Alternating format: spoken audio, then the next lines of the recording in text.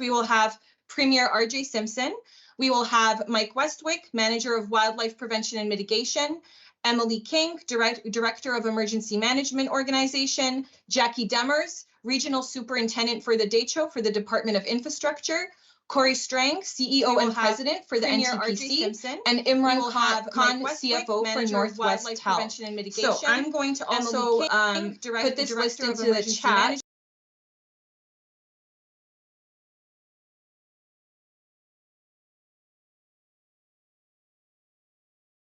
With that, I would like to turn it over to Premier Simpson to make opening remarks.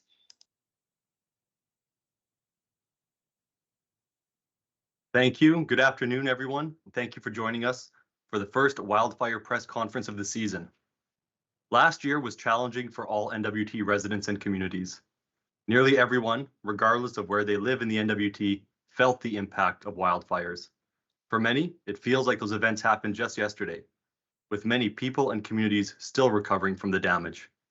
Understandably, residents are experiencing a range of emotions right now, because the reality is that we have another challenging wildfire season ahead of us, already impacting the community of Fort Liard. I want to open this press conference today by saying that this government will do everything it can to support NWT residents before, during, and after emergency events. As these events increase in frequency and severity, collaboration on emergency management between the GNWT, local authorities, Indigenous governments, residents, and emergency management partners is more important than ever. We are currently conducting independent reviews of the 2023 wildfire operations and emergency response, the latter being the biggest after-action review the GNWT has ever undertaken. Although the after-action review of the emergency response won't be complete until after this year's fire season, we've already made changes to current emergency management practices to improve the way we do things this year. One lesson we should all consider is that when it comes to emergency management, we all have to work together. I'm proud of the firefighters and emergency responders who continue to work tirelessly to protect communities and residents. As we navigate another challenging fire season, I urge residents to access information from trusted sources when emergencies occur. This includes your community government as the lead and the GNWT's public safety webpage, which contains all relevant safety information for residents during emergencies. In the Northwest Territories, we are defined by our resilience. Residents and communities come together and take care of each other, especially during difficult times. I encourage NWT communities to open their doors to residents in the event of an evacuation, and I urge local authorities to review the hosting plan component of their community emergency plan and reach out to MACA to identify hosting capacity. Thank you. Thank you, Premier. Now I invite Mike Westwick to provide a fire update. Good afternoon, everyone. This year in the Northwest Territories, in our response area, we have seen 13 active wildfires in 2024. 5 have been extinguished, 3 have been brought under control, 3 are being actioned today, and 2 are being monitored. I'll begin today's updates from the DECHO, where I'm in Fort Liard currently. At FS 002, which is southwest of Fort Liard, we have successfully held fire back from crossing the Liard River as of this update. While some growth was seen towards the west banks of the river and the shores of the island, which fire had crossed under heavy westerly to southwesterly winds, work from the ground and the air has been successful thus far in keeping that fire from reaching the eastern shores of the Liard River. We continue to work closely with the hamlet of Fort Liard and the Atchedeniquoy First Nation on all aspects of response and planning. We appreciate their leadership and partnership as we manage this incident, and especially in their efforts to promote fire smart practices across the community while under an evacuation notice and under a lot of stress at the time. We strongly encourage residents in Fort Liard in particular to take action now on Fire Smart. All communities should be thinking fire smart year-round, but with a fire within 20 kilometers of Fort Liard and large fires which may continue burning for a long time in northern BC, it's critical for all residents of Fort Liard to consider what they can do to reduce the risk of wildfire damage at their homes, cabins, and camps. That action looks like in the near term, things you can do right now: clear your gutters, of anything that burns. Spray or sweep your roof off to clear any needles, leaves, or other dried debris which could burn. Mow your lawn, keep it to 2 centimeters or less if possible. Cut down any branches that are within 10 meters of buildings on your property. Move firewood piles and fuel tanks at least 10 meters from any buildings or move them inside, like in a shed or a garage. Move any lawn furniture, toys, lumber, anything else that can burn at your place at least 10 meters away or inside. And if you can safely do so or someone can give you a hand, it's a good idea to remove any evergreen trees within 10 meters of your place. And if that's not possible for safety reasons, then prune those branches up to 2 meters off the ground. These steps really matter when wildfire approaches because 90% of the time it's embers, not a wall of flames, which cause structures to be damaged or destroyed. That means taking these steps can make your place much more likely to survive even when an intense wildfire approaches, and even if firefighters aren't able to provide direct suppression. These are tips that every Northerner can take home. And if you search Fire Smart NWT online, you can find a complete guide to making your place more resilient to wildfire. So I'll move south of Fort Simpson here to FS005. It's a little less than 40 kilometers south of Fort Simpson near Checkpoint. Crews and aircraft hit that hard on initial attack. Heavy equipment are working alongside crews and aircraft to contain this fire as needed there, reduce impacts to the highway, and prevent growth towards Fort Simpson. It's grown to 22 hectares in size at last assessment. At FS004, the large fire between Fort Providence and Fort Liard junctions, significant fire activity has been seen since discovery.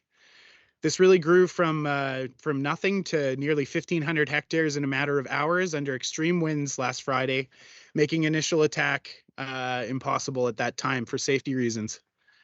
While assessments have not finalized a new size, it has grown significantly and has crossed the Mackenzie River to the north under additional heavy winds, which we've experienced since then. Right now on that fire, we're focused on protecting cabins, infrastructure, and other values at risk along the highway, and we'll continue to assess our response strategy as we move forward.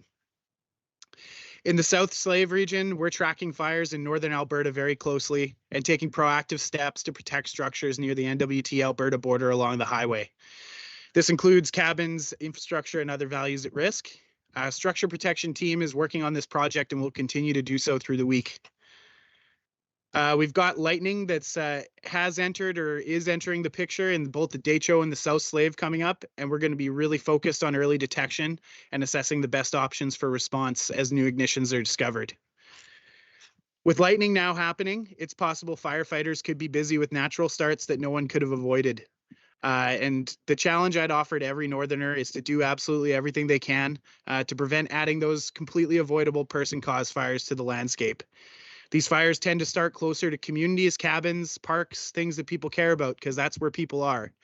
So inherently, they're a little bit more dangerous than the natural fires that we see, and certainly very challenging to respond to. We're facing drought. We continue to face drought, and there's a lot of hot, dry conditions in the future here coming up. Now is not the time to be complacent. So soak, stir, and soak your campfire. Check and keep doing that and check the air above it, and until it's cool to the touch, you ain't done with it. If you're under a fire restriction, don't have fires. They're in place for a reason, and it is this drought and these extreme conditions that we expect. If you've been burning brush over the off season, go back and check those spots because we have seen brush piles that weren't quite extinguished properly start to grow and become an issue that firefighters, both wildfire fighters and municipal firefighters, have had to address. Moving forward, I'd just like to reiterate our commitment as a wildfire team to doing everything we can to keep people and the things that they care about safe, and to work closely with communities and Indigenous leadership every step of the way. That'll do for my updates today. Thanks very much, Mike. And now I invite Emily King to provide an EMO update. Hi, everyone. First, I'd like to acknowledge the very real feelings of concern and anxiety that I'm sure many are experiencing throughout the territory. I want to emphasize that your feelings are valid and your experiences matter. Please take a moment to talk to a friend or family member or a healthcare professional if needed. I also want to acknowledge the efforts of wildfire fighters and emergency responders. Their dedication is crucial in protecting communities. So thank you for allowing me time to provide a quick update on regional and territorial emergency management organization activities relating to FS 002 southwest of the hamlet of Fort Liard. So as outlined in the Emergency Management Act, local authorities are lead for emergency management at the community level. So as such, the hamlet of Fort Liard and the local emergency management organization, or LEMO, are lead in undertaking activities outlined in their community emergency plan. A lot of great information is available on their community government website. Currently, we understand the hamlet of Fort Liard has issued a level 1 evacuation notice and has asked residents to be prepared. The use of common terminology when communicating evacuation-related information promotes good understanding and reduces confusion. So typically, there are 3 categories of notices that residents should be aware of. Level 1 is evacuation notice. An evacuation notice is for information only and is an advisory that an emergency event, such as a wildfire, is currently in the area. Level 2 is evacuation alert. An evacuation alert is issued to advise residents of the potential for danger or loss and damage to property from an emergency event and to be prepared to evacuate on short notice. Officials make every effort to provide as much advance notice as possible. Level 3 is evacuation order. An order is issued to advise of the need to evacuate the area due to imminent danger. An order can be issued without declaring a state of emergency. However, it can only be enforced if a state of emergency is declared. So the regional emergency management organizations, or REMOs, are activated to monitor a risk situation, respond to a request for assistance from a local authority or the local EMO, or to provide a regional response to an emergency. The REMOs coordinate resources within the region. So currently, the Decho Regional EMO is activated to level 1 monitoring. And what this means is the REMO is watching the situation closely. They've stood up a small team and they're having periodic meetings as well as meeting with relevant communities, which in this case includes Fort Liard and Fort Simpson as a potential host community. On Saturday, during the communications outage, the Decho Regional EMO deployed a staff member to Fort Liard with a Starlink in order to support with any communications needs they might have. The Decho Regional EMO continues ongoing communications with the hamlet. So thus far, the regional EMO has received preemptive requests for assistance from the hamlet of Fort Liard, identifying support that they might need in the event of an evacuation. So the first relates to the transportation of evacuees, and the second relates to the hosting of evacuees. The Decho Regional EMO and the Territorial EMO have contingency plans and are assessing both road and air-based evacuation methods on an ongoing basis. The Territorial EMO is also activated, currently at level 1 monitoring. South Slave and North Slave regional EMOs are activated at level 1 monitoring as well. They're engaging with members to do a scan for potential hosting supports in multiple communities. The reality is, through the summer months, as an ongoing preparedness activity, it will likely be necessary to do periodic scans of hosting community capacity in the NWT, just to keep an awareness on the current state.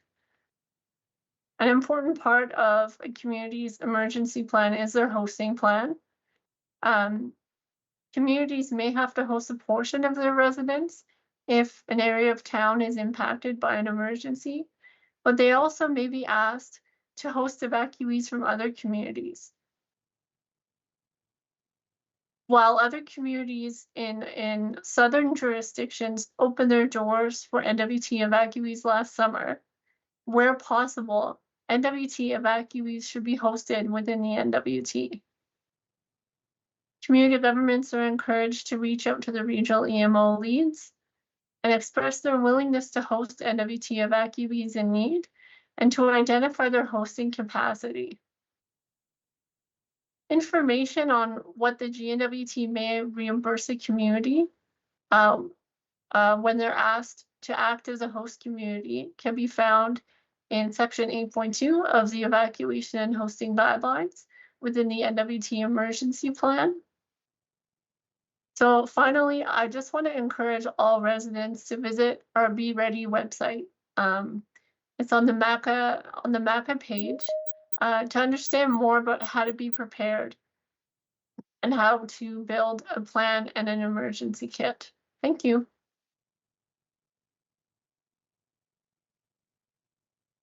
Thanks very much for that, Emily. So now we're going to move on to the question period with media. And as I mentioned, each outlet will have the opportunity to ask one question and one follow-up, starting with NWT Media. Please, media, try to direct your question to one of our panelists, but if you're not sure who to direct it to, I can definitely help you out with that. So today we are going to start with Connor Petra at My True North Now. Hi, Connor. Hi there. I think this would be a question for Mike Westwick. So as we've seen so far, many of this season's fires have been overwinter fires that managed to survive from last year. And the NWT is obviously a very large area. So I'm just wondering what actions are being taken by NWT Fire to help prevent new fires from starting in more like out of the way areas away from population centers. I understand that's a very challenging aspect of firefighting in the NWT. So I'm just wondering if what's being done on that front. Yeah, it's a great go ahead, question. It's a great question. Certainly, we have one of the largest response areas in the country, so the challenge is very real. We use a number of different items. Before this season really got underway, one thing that we did was complete a 1,000-kilometer scanning mission with a fixed-wing aircraft with infrared scanners, basically to try and pick up those heat signatures proactively and to target our work as the season moved forward. We've also used reports from the public to inform our action. We used, now that the snow is cleared off the ground, something that's going to be important for us as well is going to be satellite detection methods, remote sensing. So that's something else we use. And of course, we use a network of detection towers and cameras, largely with 360 cameras on them. All of these methods will help us discover fires early when they start and take the right action soon. I want to be clear, though, not a single one of these items are fail safes. For example, that fire between the Fort Providence and Fort Liard junctions there was an overwinter fire. It was not picked up during scanning missions, and it was there was not really much sign that anything was happening there until we got those winds and it got into some volatile fuel. So definitely the challenge is very real. We're using every tool at our disposal to get the right information that our fire managers need to take the right steps to keep people and things they care about safe. Thanks, Mike. Connor, do you have a follow-up? No, I don't. Thank you. Okay, great. All right, moving along to Charlotte at APTN. Charlotte, do you have a question? I do, yes. This question could either be for Mike or Emily.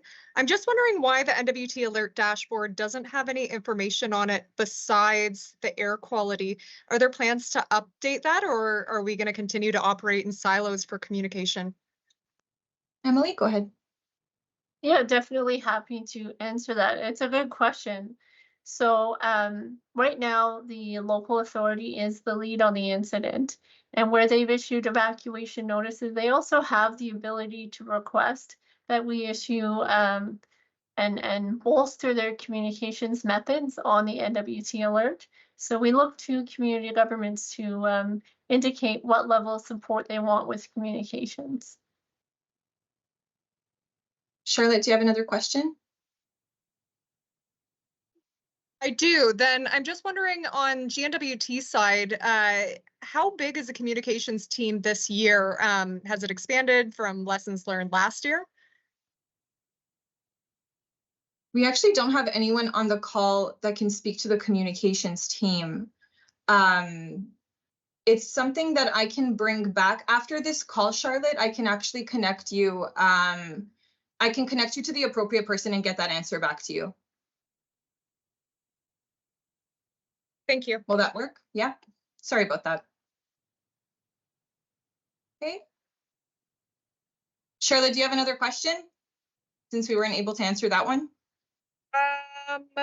Not at this time. I'll see what other people have. Sure, awesome. All right, James O'Connor at CKLB. Hi there. Premier Simpson, when would fire smarting for property owners anywhere in the territory become, instead of being a tip or a suggestion, head more towards legislation?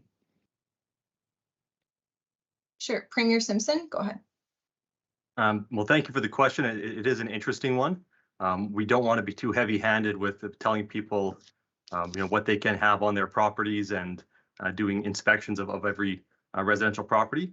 So at this point, we are not moving in that direction, but we have another challenging fire season ahead of us, and the results from the after action review that's currently about to begin, as well as what we learned from this upcoming season, will assist that. But there might be people on the line with more insight into this than myself. Thank you. Mike, do you want to weigh in? Yeah, sure. And thanks for that, Premier, and thanks for the opportunity. And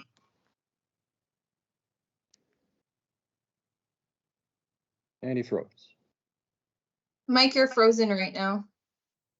Education with Sorry, Mike, can you community- start that over? Because you froze, so we missed that first part of your answer. Yeah, no problem. I just wanted to say that one of the things that we're focused on in the prevention and mitigation unit within the wildfire team is working closely with communities to educate and advance the 7 disciplines of Fire Smart. That does include community planning. It does include considering things like legislation and the like, if that's what communities wish. But I think that the best approach that's been proven to work in a number of other places is to have this build from the community up. And our work is very focused on giving communities and leadership at that level the tools to take action and to plan fire smart communities and to take the right steps for their community and their unique situations. Thanks, Mike. James, do you have another question? Yeah, okay, Mike, just to follow up with you then. In your travels out there, since you're sort of on the front lines, definitely, are you sensing full buy-in with everyone you talk to, being, whether they're tenants, property owners, business owners, or are there any places where people say, no, I don't want to do that, go away? Yeah, it's a great question. I think that the question of preparation is a challenging one in human psychology more generally. It's not just related to Fire Smart. People have challenges thinking ahead before something really bad is happening. They're usually really good at acting when something tough is happening and doing the right things. But thinking ahead is tough for all of us, myself included sometimes. Full buy-in is very difficult to get, but what I would say is that since last season, there's been a whole lot of people taking leadership in their neighborhoods and within their own homes to take fire smart action. Let me tell you, here in Fort Liard, every single night we go back to the staff house to go to sleep. There's more and more brush on the driveway, and the hamlet here with the First Nation is running a chipping program to help support folks with that. So it's a really good example of folks at the community level driving that action forward. Thanks very much, Mike. Mike, just so you know, your camera's not working. Your audio came in smoothly though, so that's the most important. Charlotte, I want to go back to your communications question because it's something that Emily can actually speak to. So Charlotte, do you mind just asking that again? Of course. I'm just asking how many communication staff there are this year, if there's been lessons learned, if they've increased capacity at GNWT level and local level. Go ahead, Emily. Yeah, I can absolutely speak to our communications team at the territorial level with the territorial EMO. And you're right, this was one of our big lessons learned, was how to increase staff capacity during an event. So one thing that GNWT did was a call for surge staff. And this is staff that we can pull in during an incident if needed to scale up. And we did some training over the spring and winter months to train these staff up. So right now, our communications team has pulled in 2 extra staff through the surge call. One is focused on translation supports and the other on web and social media supports. Thank you, Emily. All right, moving along now to Luke Carroll at CBC, or I'm not sure if it's Luke asking the questions or another reporter, CBC North. Yeah, it'll be me. Thanks. Okay, great. Yeah, just on the communication subject, I know someone mentioned about a Starlink being delivered to Fort Liard, but what is the plan for dealing with like future outages when these emergency situations are going on? What is the communication plan there? Sure. Emily, do you want to speak to that? In terms of communications, I know Imran at Northwest Tel might want to weigh in as well. But Emily, go ahead. Yeah, I can speak to the importance of business continuity planning. This is something that all entities should be doing and undertaking, and it's something that GNWT has been focused on. And so one of the scenarios that all departments and agencies need to keep in mind is these communications outage and having those redundancies in place. So yeah, this is something that we've been working on over the winter and continue to work on. Imran, do you want to weigh in on the Northwest Tel perspective here? Absolutely. Thank you, Agata. It's a very interesting question. Our response from an outage standpoint is we have redundancies in our network. The challenge over the weekend was the outage happened on 2 separate parts of the network that essentially stranded Fort Liard. This is not necessarily what our experience has been in operating the network. We lost 2 sections of the network to fire. Again, we have upcoming redundancies like the Dempster fiber that's going to get built.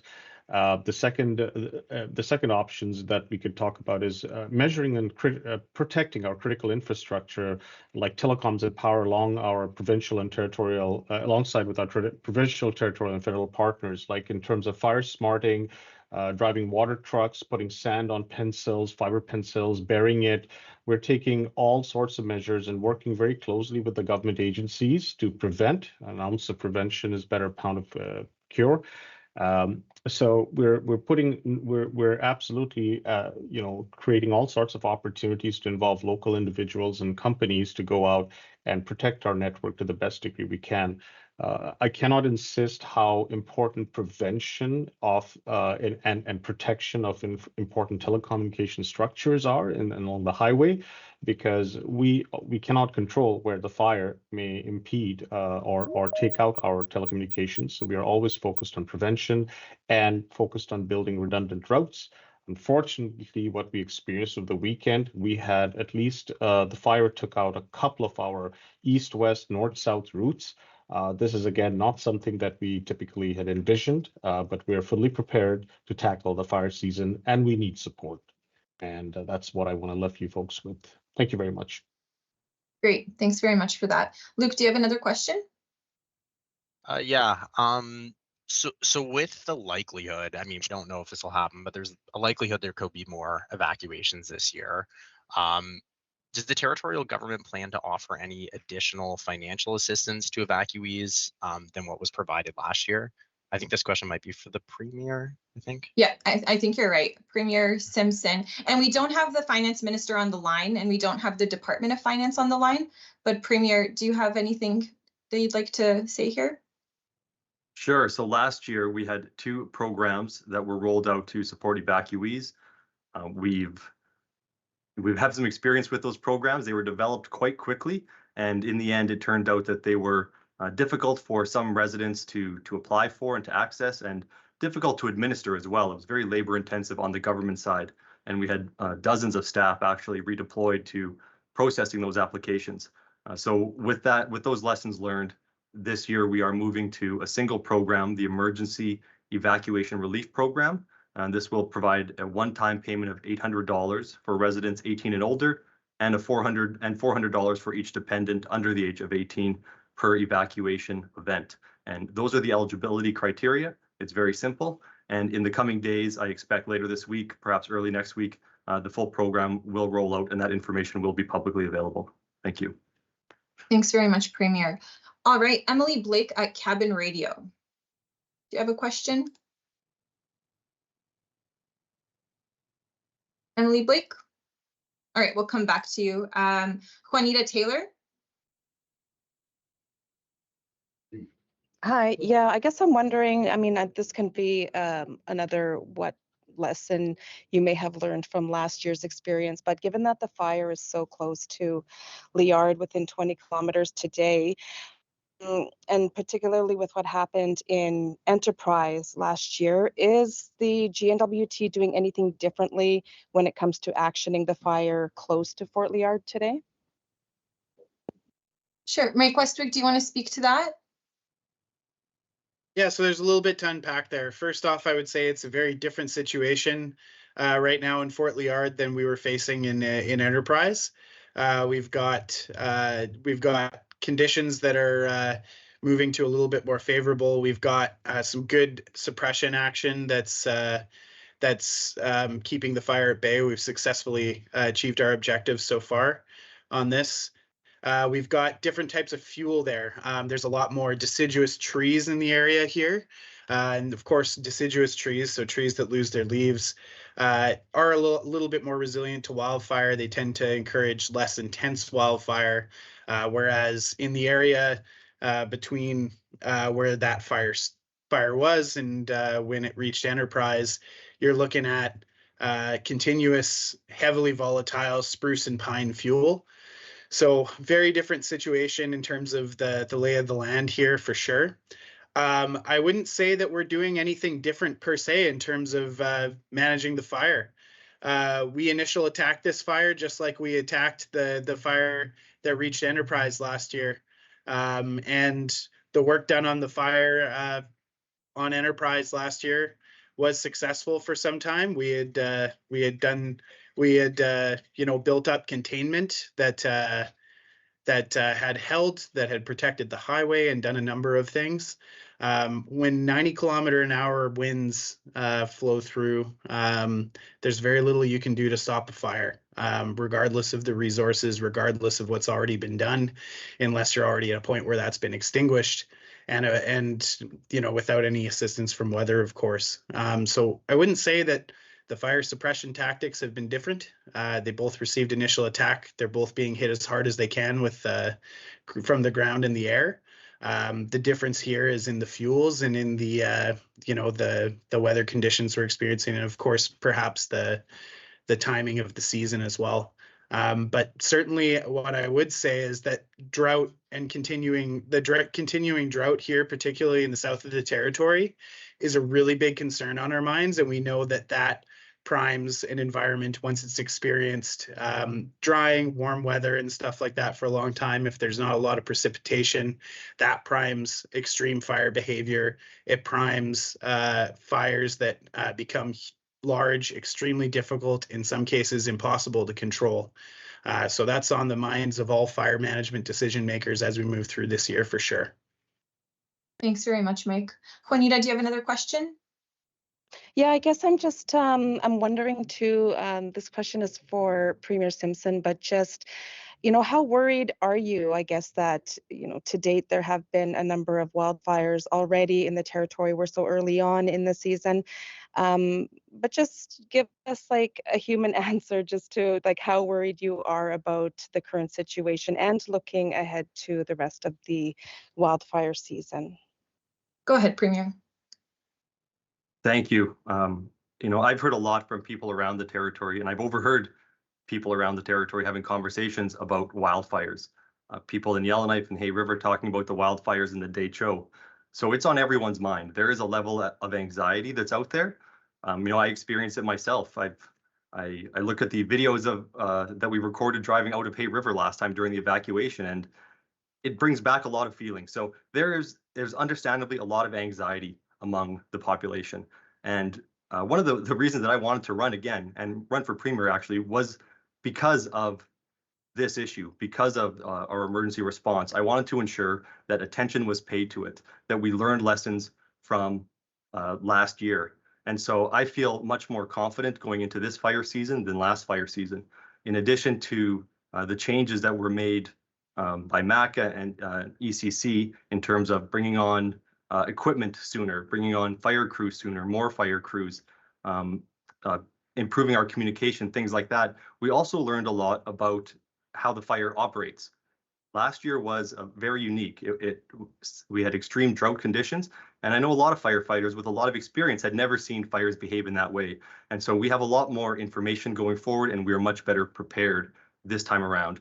As well, from the government side, a lot of work has gone into ensuring business continuity plans are in place so that if there are evacuations, the government departments can continue to operate. The employees will know their role, whether they are to evacuate, what their role is going to be. So a lot of that work has been done that was not done previously. So I'm despite the fact that we know we're in for a challenging season, I feel much more confident this time around. Thank you. Thank you, Premier. Alrighty, moving along now to Devin at NNSL. Devin, do you have a question? Hi, yeah, I do have a question. I'm sorry if I missed this earlier, but do we know what it would take to trigger an evacuation? Like, what's the threshold? What would have to happen for us to evacuate? Emily, go ahead. Yeah, that's a good question. We currently have a protocol with Environment and Climate Change with their Forest Management Division that discusses risk levels of fires. And I'm sure Mike can add to how risk levels are assessed. But along with that notification of risk level, we pull community governments into conversations, and we discuss with them what their plans are, what their thresholds are for evacuating a community. And so it really is discussion-based decisions. Community governments are lead, and they're informed by subject matter experts that can speak to the particulars of the risk at ECC. Thanks, Emily. Devin, do you have another question? I can add to that as well if Emily would like me to. Oh, yeah, go ahead, Mike. Yeah, so just to the point about how risk is assessed, we look at a few different things. So, it's tempting for everybody to look for a kilometer marker, for example, how far away it is from a community in terms of risk. But the reality is, like I talked about with Juanita a little bit earlier, the fuels differ depending on where you are in the territory in very big ways. And it really is dependent on where the fire starts, where those pathways are to communities. You're making recommendations that can have profoundly disruptive effects on people's lives, and you need to consider all of the information at hand rather than necessarily drawing a line on a map before an event has even happened. You need to assess all of those things when it's coming through. So fuel, the upcoming weather that's coming up in the next bit, and what that could do for the fire behavior analysis, and road access is something that's certainly considered by communities at that level as well, and whether indeed fires could compromise some of those evacuation routes based on analysis of decision makers on that front and experts. So that's some things that go into the consideration behind the scenes before an evacuation due to wildfire is called, and before those recommendations and advice are provided. Great. Thanks, Mike. Devin, do you have another question? Something I thought might be interesting. I don't know if anyone can answer this, but with Highway 1 closed, I'm interested in the people who have reserved a spot for Samba Day Park to go camping for the long weekend. What are they supposed to do if they can't get there with the closure of Highway 1?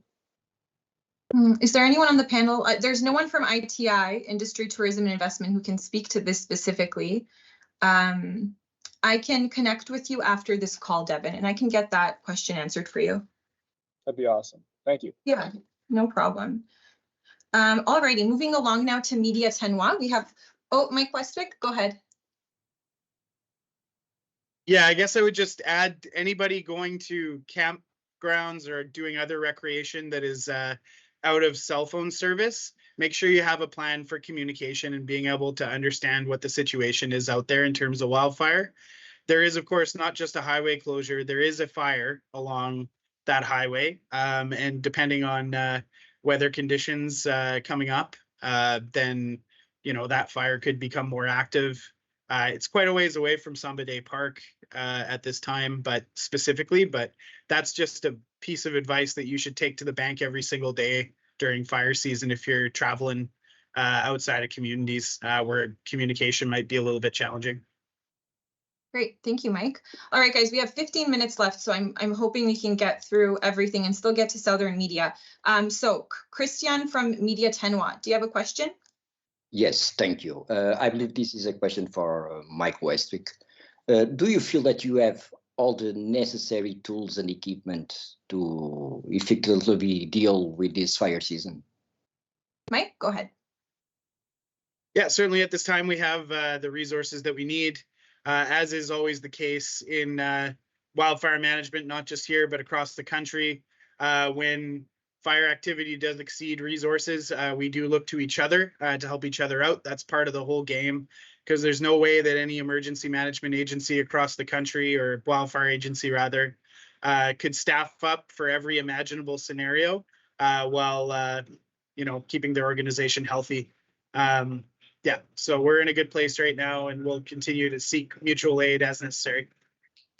Great, thank you. Christian, do you have another question? No, thank you. Thank you. Okay, great. All righty, moving along to Claudienne at Radio Canada. Yes, thank you. I would like to hear more about Mr. Khan at Northwest Tel. This situation, you said earlier, was completely out of the ordinary, yet it happened, and the redundancy link with the Dempster would not have helped in this particular situation. People are resorting to a private company such as Starlink for emergencies, even the government, as we heard today. Is this what people should do in the territories? Or is Northwest Tel planning on protecting its infrastructure, burying the fiber cable, for example, along the Alaska Highway, getting some satellite connectivity? Imran, go ahead. Thank you for the question. First of all, I think I was misquoted. I mentioned that the Dempster Highway, if built, would have helped with this unprecedented outage that we saw over the weekend, but it is probably still a little bit ways in having that infrastructure in place. Given where it's unpredictable, it's very difficult to look at the predictability of where the fire will happen. And to your point, we are doing everything proactively we can to fire smart our infrastructure and telecom infrastructure where we can. This means brushing proactively the areas of our long haul fiber infrastructure. It also means that we are looking at fire smarting, bringing water trucks on, sanding, burying the pencils, trying everything in our power to avoid being vulnerable to fire activity in the region. We do, last year, if you recall, we did offer our satellite LEO service over OneWeb in communities like Inuvik as a separate means, where microwave facilities was deemed too small to carry traffic for certain communities. But it's difficult to give you a full carte blanche answer because every outage that is caused by fire is different, and what we're focusing on right now is preventative measures to avoid an outage in the future. We cannot predict the pathway of fire, but our focus is currently specifically on all types of prevention measures, and that's why we are also working together with the federal territorial government agencies to seek their help and getting our sites protected from fire where we can. Thank you, Imran. Claudiane, do you have another question? Would you say, Mr. Khan, the infrastructure of Northwestel in the north is fragile? Could we use that word? I can't speculate on the definition of fragile. I know that we offer robust telecommunication that spans thousands of kilometers over fiber. Our reliability speaks for themselves, and we have local forces that arrest any kind of impairment of the network as soon as we possibly can. Over the weekend, when we experienced outage on services, we had crew ready to go, deployed to the affected area safely and where we can, and we brought the network to its restoration. So I can't really answer directly to your question because the word fragile has different meanings to other folks. What I do know is we have a robust local workforce who are at beckoning. We're taking all the precautionary measures for our network. We are here and we're working very closely with the government agencies to avoid any kind of future outages that may be caused by natural disasters such as fire. Thanks, Imran. All right, Emily Blake, I see that you've logged on. I called on you earlier. Are you on the line? Do you have a question? She wrote something in the group chat. Oh, did she? Great. Thanks for flagging for me. Oh, her mic isn't working. Okay, so her question is for the Premier. Beyond what has been mentioned, what is the territory doing differently this wildfire season compared to last year? Premier? Thank you, and I did see the question, and I tried to answer it with my last response as well. So I can do that again if you would like, or is that good enough? Let's go over it. Okay. So this year we have learned a lot about wildfires and wildfire response, and we have, even though we are undertaking an after-action review on the response currently, we are not waiting for that report to be done to make changes now. As well, Environment Climate Change has done their after-action review, and they have learned lessons from that. So some of the things that are different now are that fire crews are being brought on earlier in the season, being trained earlier. Equipment maintenance and refurbishment was done earlier in the year. More aircraft are being brought on earlier. As for the government of the Northwest Territories, we have done a lot of work ensuring there are business continuity plans so that in the event of an emergency, whether it's an evacuation or loss of communications, there are plans in place to ensure that we can continue to offer services and that employees will know their responsibilities and their roles in the event of an emergency. As well, we have updated our emergency financial supports for evacuees to ensure that they are less administratively burdensome on the residents as well as the government who is administering them to ensure that they can get out quicker. So those are some of the things that we have done. Thank you. Premier, and Emily has another question here. She says the City of Yellowknife will be completing an after-action assessment later this month. Will the recommendations and lessons learned be considered and used this season? So the recommendations and the report itself will be factored into the broader after-action review that the government of the Northwest Territories is undertaking. But again, that probably won't be done until about November. However, if there's a good idea and it's going to help us and improve the situation, we're definitely going to use that. Thank you. Great, thanks very much. All righty, I am going to open it up now to Southern Media on the line. Please just raise your hand if you have any questions. No one's raising their hand. Northern Media, any final questions before we close this? Alrighty, so I'm going to close now. So thank you, media, for all of your questions. Thank you to the panelists as well for joining us today.